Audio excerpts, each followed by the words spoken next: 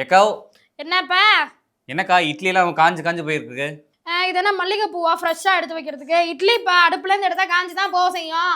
நீ காய போட்டுட்டு இருக்க. உங்க முதலமைச்சர் தமிழ்நாட்டே காய போட்டுட்டு இருக்காரு. என்னப்பா சொல்ற? அக்கா தமிழ்நாட்டுல ஏகப்பட்ட பிரச்சனை. கொலை கொள்ளை பெண்களுக்கான சீண்டல் இந்த மாதிரி அதிகரிச்சே போயிட்டு இருக்கு. ஆனா உங்க தலைவர் இருக்காருல்ல முதல் அமைச்சர், ஆமா. அவர் என்ன பண்ணிட்டு இருக்காரு, ரீல்ஸ் எடுத்துட்டு இருக்காரு. அதுவும் எப்படி ம். நல்ல காஸ்ட்லியான சுசுகி பைக்கு, அந்த பைக்ல உட்காந்துட்டு ஓட்ட தெரியல இருந்தாலும் திருக்கிட்டே வந்து ரீல்ஸ் போட்டுட்டு இருக்காரு. இதெல்லாம் தேவையா? இதெல்லாம் ஒரு அழகா? எப்பா ஒரு முதலமைச்சர்னா எல்லா விஷயமும் தெரிஞ்சிருக்கணும்ப்பா. எப்படி இங்க இருந்து வெளிநாடெல்லாம் போய் தொழில் முதலீடெல்லாம் ஈத்துட்டு வராரு. சுத்தி பாக்குறது.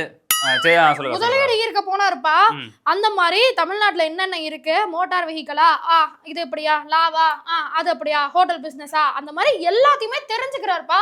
ஃபிங்கர் டிப்ல வச்சிருக்காருப்பா. ஏக்கா எது முக்கியம் எது முக்கியம் இல்லைன்னு கூட உங்க முதலமைச்சருக்கு தெரியாது. இப்ப பைக் அவசியமா? எப்பா இப்ப இது அவசியமான தாமஸ் ஆல்வா எடிசன் நினைச்சிருந்தா இந்த மாதிரி வெளிச்சத்துல உட்கார்ந்திருக்க முடியுமா? அந்த மாதிரி எப்ப நேரம் கிடைக்குதோ அப்ப எல்லாத்தையும் பண்ண வேண்டியதுதான். இதனால முரட்டு முட்டாளா இருக்கு. இப்ப பாரு, சரி உங்க முதலமைச்சர் பொம்மை முதல்வரா இருக்காரு. ஆனா அவங்களோட அமைச்சர்கள் இருக்காங்கல்ல, அவங்க அதுக்கு மேல இருக்காரு. உங்க அமைச்சர் இருக்காருல்ல மா சுப்பிரமணியன், சுகாதாரத்துறை அமைச்சர். தெரியும் சொல்லுப்பா. மாசுனாலே தமிழ்நாட்டுல இருக்க எல்லாருக்குமே மாசு தெரியும்ல. மாசா? எனக்கு எதுவும் மாசுபடுற மாதிரி தான் இருக்கு. சரி விடு. அவர்கிட்ட போய் பிரஸ் மீட் வந்து கேள்வி கேட்டிருக்காங்க. என்ன கேள்வி கேட்டிருக்காங்கன்னா, இந்த மாதிரி நந்தனம் கலைக்கல்லூரியில வந்து பாலியல் அத்துமீறல் நடந்திருக்கு, இதை பத்தி உங்க கருத்து என்ன கேட்டதுக்கு, அப்படியா நடந்துச்சா, எப்ப நடந்துச்சு, அந்த மாதிரிலாம் கேட்க ஆரம்பிச்சாரு. கொஞ்சம் கூட பொறுப்பே இல்லக்கா. எப்பா அந்த மாதிரி தவறுகள்லாம் நடக்க கூடாது அப்படின்ற வகையில தமிழ்நாட்டை எல்லாம் பாதுகாத்துட்டு இருக்காங்கல்ல. அந்த மாதிரி நடந்துச்சுன்னொடனே என்னடா அது நம்ம கவனத்துக்கே வராம இந்த மாதிரி அசம்பாவிதங்கள்லாம் நடக்குதா? இதுல இருந்து என்ன தெரியுது? எங்க கட்சியில இருக்கக்கூடியவங்க யாருடைய ஒண்ணுமே தெரியல. எப்பா யாருடைய கவனத்துக்கும் வராம இந்த மாதிரி அசம்பாவிதம் நடக்குது. கவனத்துக்கு வந்துருந்துச்சுன்னா இந்த மாதிரி பிரச்சனை எல்லாம் நடக்குமா? ஏக்கா தமிழ்நாடு பிரஸ்ஸே இதை பத்தி தான் பேசிட்டு இருக்கு. உங்க அமைச்சர் வந்து மலுப்புறாரு, உலட்டுறாரு. இதை புரிஞ்சுக்க தெரியல உனக்கு? எப்பா நானும் உலட்டுறேன், அதை புரிஞ்சுக்க தெரியல. இதை விட இதை வந்து அவர் வந்து தெரியலாம விட்டாச்சுக்கோ. 6 மாசமா வந்து துப்புரவு பணியாளர்கள், அதுக்கப்புறம் வந்து செவிலியர்கள், ஆசிரியர்கள் வந்து போராட்டம் பண்ணிட்டு இருக்காங்க. அதை பத்தி கேட்டிருக்காங்க. அதுக்கு அவர் என்ன பதில் சொல்லியிருக்காரு, இந்த தற்காலிக பணியாளர்களா இருக்காங்கல்ல, இவங்க வந்து பணி நிரந்தரம் கேட்கறது ஒரு ஃபேஷன் ஆமா, அந்த மாதிரி சொல்லியிருக்காரு. ஆமாப்பா இவ்வளோ நாள் அமைதியா இருந்தாங்க. 4 வருஷம் எங்க போயிருந்தாங்க? அப்பதான் அமைதியா இருந்துகிட்டு இந்த எலெக்ஷன் வரப்போகிற டைம்ல வந்து பணி நிரந்தரம் வேணும், கொடுத்த வாக்குறுதியை நிறைவேற்றுங்க, கொடுத்த கோரிக்கை நிறைவேற்றுங்க, எல்லாரும் ரோட்ல உட்காந்து போராட்டம் என்ன பண்ண முடியும்? எனக்கா கொஞ்சம் கூட நியாயமெல்லாம் பேசிட்டு இருக்க, ரொம்ப அநியாயமா பேசுறக்கா நீ. எப்பா இவங்களுக்கு பிரச்சனை இருக்கு அப்படின்னா ஆட்சிக்கு வந்தப்பவே கேட்டிருக்கணும். அப்ப எங்க தலைவர் கொடுத்த 1000 ரூபாய் வாங்கி பர்சுல வச்சுக்கிட்டாங்க, பஸ்ல போனாங்க, ரேஷன் கடையில குடுக்கறதெல்லாம் வாங்கி வச்சுக்கிட்டாங்க. அப்ப பேச வேண்டியது தானே? பாத்துக்கோங்க மக்களே எப்படி எல்லாம் பேசுறாங்கன்னு. இனிமேலாச்சும் தெரிஞ்சு யாருக்கு ஓட்டு போடணும்னு தெரிஞ்சு ஓட்டு போடுங்க. அதெல்லாம் மக்களுக்கு தெரியும்பா, யாருக்கு ஓட்டு போடணும், யார நாட் அவுட் வரட்டணும்ன்றதெல்லாம். அடுத்த செய்தி ஒண்ணு வச்சிருக்கேன் உங்க சமூக நீதியை பத்தி. என்ன அது? ஏக்கா மக்களுக்கு தான் நீங்க வந்து சமூக நீதி கொடுக்கல.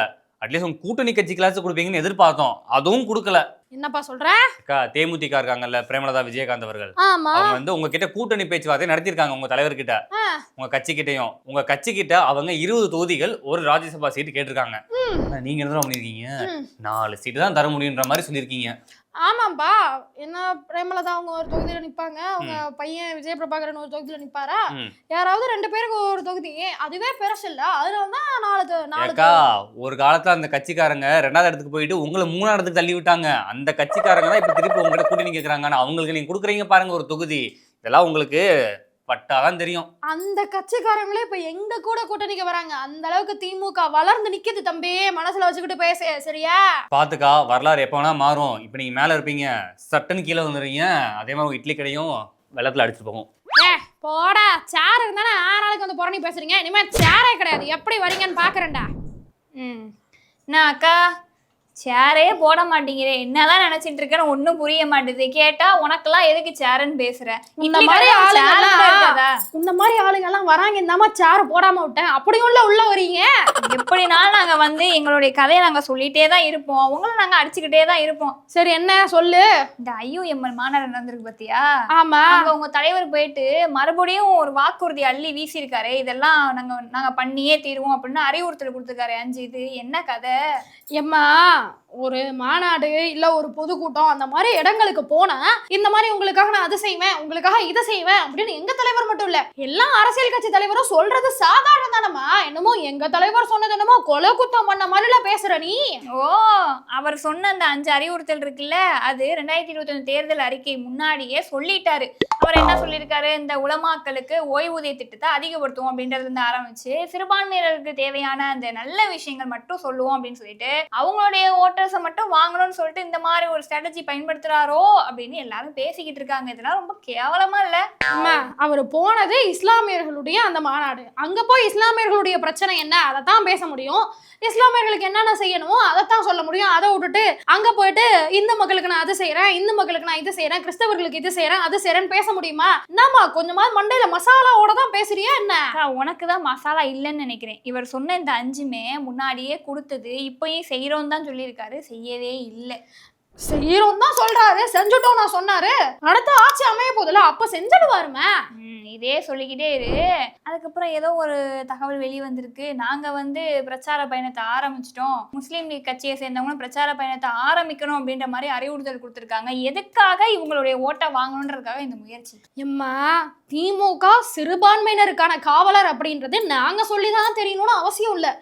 தெரியாது. ஏன்னா அவங்களுக்கு நடக்கிற பிரச்சனையெல்லாம் நீங்க காது கொடுத்து கேட்கறதே இல்லை. அப்புறம் எப்படி தெரியும்? தமிழ்நாட்டுக்கே தெரியுமா, அது இஸ்லாமியர்கள் மட்டும் இல்ல கிறிஸ்தவர்களுக்கான காவலர்களுமே எங்க தலைவர் தான் அப்படின்றது எல்லாருக்குமே தெரியும். அதனால எங்க தலைவர் பிரச்சாரத்தை ஆரம்பிங்கப்பா, ஓட்டெல்லாம் வாங்குவோம், அடுத்து சேர்ந்தே ஆட்சி பண்ணுவோம் அப்படின்ற மாதிரி சொல்லியிருக்காரு. இதுல என்ன தப்ப கண்டுட்டீங்க? அப்புறம் இன்னொரு முக்கியமான விஷயத்தையும் எங்க தலைவர் சொன்னாரு, கேட்டீல? என்னது? அதான் இந்த பாஜக மட்டும் உள்ள வந்துச்சுன்னு வை, இங்க இருக்கக்கூடிய பட்டியலினத்தவருக்கும் பாதுகாப்பு இருக்காரு, சிறுபான்மையினருக்கும் பாதுகாப்பு இருக்காது அப்படின்ற முக்கியமான விஷயத்த சொன்னாருல்ல. இப்பயும் நாங்க உள்ளதான் இருக்கோம், ஒன்னும் கேரளா, ஆந்திரா, கர்நாடகான்னு போய் சுத்தி தெரியல. ஏன் நாங்க வந்தா இவங்க எல்லாம் எங்கிட்ட ஓட போறாங்களா, இல்ல தமிழ்நாடு இல்லாம போதா? இருக்கதானே போகுது, அப்புறம் என்ன இவ்வளவு வாய்ச்சா விடாது? எம்மா, நீங்க வெறும் இந்து மக்களை தான் பாப்பீங்க, இந்துக்கள் பிரச்சனைக்கு தான் பேசுவீங்க அப்படின்னு நான் சொல்லல. தமிழ்நாடுல இருக்க மக்கள் எல்லாருக்குமே தெரியும். ஆனா எங்க தலைவர் அப்படி கிடையாதுமா. கிறிஸ்தவர்களா இருக்கட்டும், இஸ்லாமியர்களா இருக்கட்டும், பட்டியலினத்தவரா இருக்கட்டும், எல்லாருக்கும் ஒரே மாதிரி நீதி கிடைக்கணும், எல்லாருக்குமானது சமமா நடக்கணும் அப்படின்றதுனால தான் எல்லாத்தையும் தூக்கி பிடிக்கிறாரு. அதனாலதான் நாங்க சிறுபான்மையினர் காவலருமா. அப்புறம் ஏன்கா திரும்ப அவர் இருக்காருல்ல அண்ணன், அவருக்கு பிளாஸ்டிக் சேரை இன்னும் கொடுத்துட்டு இருக்கீங்க? ஏதாவது பதவி, இந்த துணை முதலமைச்சர் பதவி ஏதாவது கொடுக்க வேண்டியதுதானே? அவருக்கு உட்கார்றதுக்கு வேணா பிளாஸ்டிக் சேர் கொடுத்துருக்கலாம். ஆனா எங்க தலைவர் அவர் நெஞ்சில இடம் கொடுத்துருக்காருமா, இது பத்தாதா? உங்க தலைவர் மனசுல இடம் கொடுத்து என்ன செய்ய? தமிழக மக்களை கொடுக்கவே இல்லையே, விட்டுட்டாங்களே. அதெல்லாம் உனக்கு தேவையா? வேற ஏதாவது எங்க தலைவரை பத்தி சொல்லணுமா? தலைவரை பத்தி நிறைய இருக்கு. இந்துக்களுக்கு மட்டும்தான் நாங்க பாடுபடுறோம் சொல்லிட்டு இருக்குல்ல, நாளைக்கு வரும்போது லிஸ்டே போட்டு கொண்டு வரேன், அதுக்கு நீ பதில் சொல்றியான்னு பாப்போம். பார்க்கலாம், கிளம்பு, லிஸ்டோட வா போ. அக்கா வணக்கம். வணக்கம் தம்பி. கடையில் என்ன இருக்கு? விட்டா இடுப்புல ஏறி உட்காந்துரும் போல, தள்ளி நில்லுப்பா. சேர் இரு போடணும். உன்ன மாதிரி ஆளுங்கெல்லாம் வரீங்கன்னு தான் சேரே போடுறதுல திரும்ப வரீங்க. நாங்கெல்லாம் மரியாதையா தான் நடந்துப்போம். உங்க கட்சிக்கும் உங்க கட்சிக்காரங்க தான் எப்படி நடந்துக்கணும், எப்படி பாதுகாப்பு கொடுக்கணும் பெண்களுக்கு, அதெல்லாம் எதுவும் தெரியாது. ஓ, நீங்க வேணா உட்காந்து பாடம் எடுக்கிறீங்களா, அதை பார்த்து கத்துக்குறோம். பாடம் எடுத்தா மட்டும் கத்துப்பீங்களாக்கும், அதெல்லாம் உங்களுக்கு ஏறாதுக்கா, விட்டுரு. அப்பா இதெல்லாம் தேவையில்லாத புகார்ப்பா. யார் சொன்னது அப்படி? இங்க எங்களுக்கும் சரி எங்க கட்சிக்காரங்களுக்கும் பெண்களுக்கு பாதுகாப்பு கொடுக்க தெரியலனே. அதான் தாவேகா தலைவர் விஜய் சொல்லியிருக்காருல. என்ன சொல்லியிருக்காரு? உங்க ஆட்சியில பெண்களுக்கு பாதுகாப்பே இல்ல, கொள்ளையடிக்க மட்டும்தான் உங்களுக்கு தெரியும், வேற மக்களுக்கு பாதுகாப்பு கொடுக்கவோ குழந்தைகளுக்கு எதிராக நடக்கிற அந்த வன்முறைகளை அடக்கவோ எதுவுமே உங்களுக்கு தெரியாதுன்னு சொல்லிட்டாரு. எங்க இருந்து சொன்னாரு?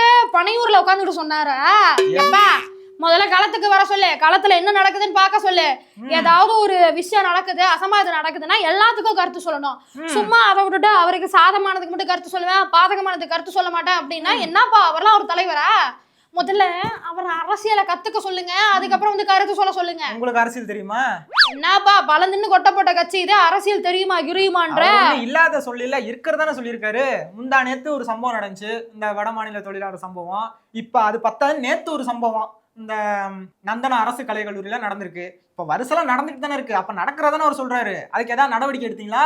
எப்பா அந்த சம்பவத்துல ஈடுபட்ட எல்லாரையும் கைது பண்ணியாச்சு. இந்த நந்தனம் அந்த கலைக்கல்லூரியில நடந்ததானே சொல்லிட்டு இருக்கேன். அந்த பெண் கிட்ட அத்துமீறினவங்க எல்லாரையும் கைது பண்ணியாச்சு. இன்னும் வேற யாருன்னு சொல்லி தேர்தல் பணியும் நடந்துட்டு இருக்குப்பா. இந்த மாதிரி தவறுகள் நடக்கும்போது எங்களுடைய முதல்வர் வந்து இரும்பு கரம் கொண்டு எல்லாத்தையும் அடக்கிட்டு தான் இருக்காருப்பா.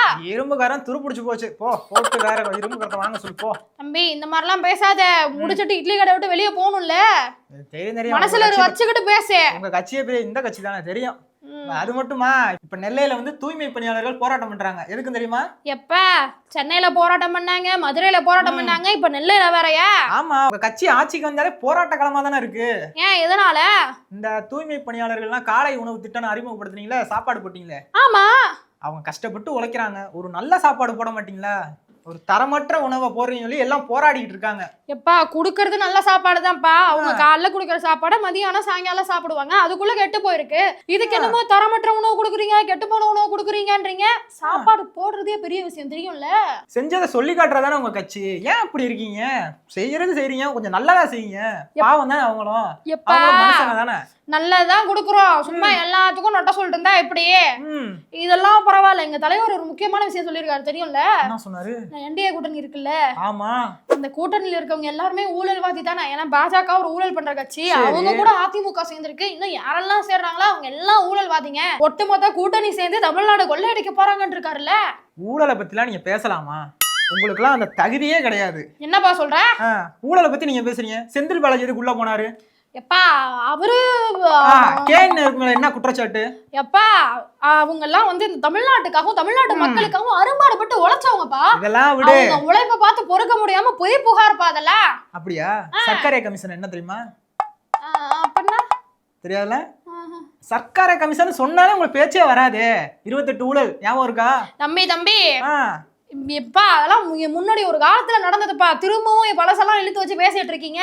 அப்பனா உங்க தலைவர் இந்த பேச்சே பேசக்கூடாது. ஊழல் அந்த இதை எடுத்து ஆரம்பிக்க கூடாது உங்க தலைவர்லாம். சரிப்பா, இனிமே சொல்ல மாட்டோம் போதுமா?